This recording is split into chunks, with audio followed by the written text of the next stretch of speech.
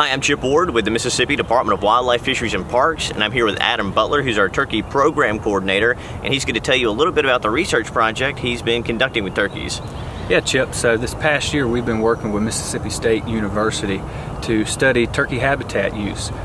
We've caught turkeys at 4 sites scattered across Mississippi and tied transmitters onto them that track their movements. And these transmitters are new technology that we're using for the first time here in Mississippi. They have an onboard GPS component that actually takes the turkey's location sometimes every 15 minutes, so we can literally follow them through the woods to see what they're doing. From this project we hope to learn how turkeys utilize different landscapes and how they make decisions on how they're selecting their habitat.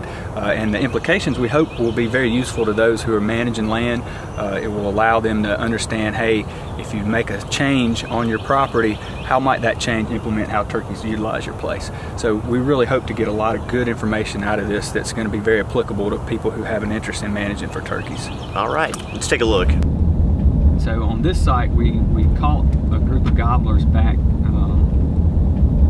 about a month ago, and we need to get some hens. Now we've sort of dialed in on a group of about 15 or 20 hens, and they're coming to a set of food plots where we have the bait site set.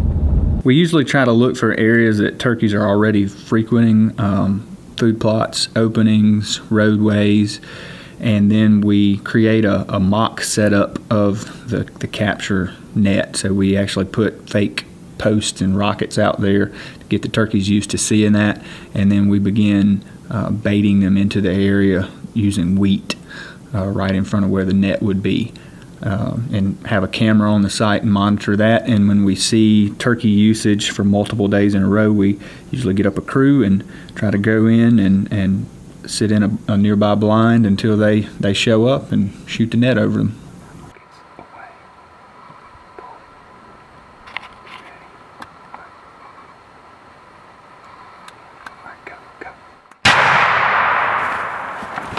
Once the net has gone over a flock of turkeys, we do all that we can to minimize stress on those birds. We do not want them harmed, and we do not want them stressed any more than is absolutely necessary. So first thing we usually do is we have an old Army parachute that we can pull over the top of them, and once you do that, they can't see anymore what's going on around them. It makes them usually calm down, and so they don't flop around in the net as much. And then we try to get them out of the net as quickly as possible, and we put them into boxes that we hold them in, and then we one by one work the turkeys up. So we pull them out of the box. Usually actually put some kind of hood over the turkey while we're working it up so it can't see what's going on, and then we tie the transmitters on as quickly as possible, and then let them go as quickly as possible.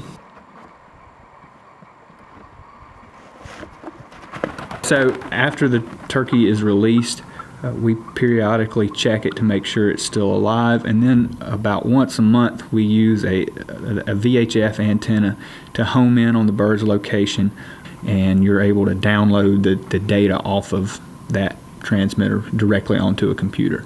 So from this project we hope to learn in much greater detail how and why turkeys select some of the habitats they do, which in turn will allow us to be a much better steward of the state's wild turkey resource.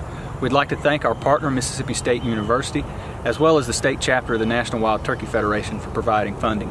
So if you run into any of these tracking devices while you're out hunting, make sure you contact the Mississippi Department of Wildlife, Fisheries and Parks and let us know, because we could really use that information to help benefit our state's turkey populations.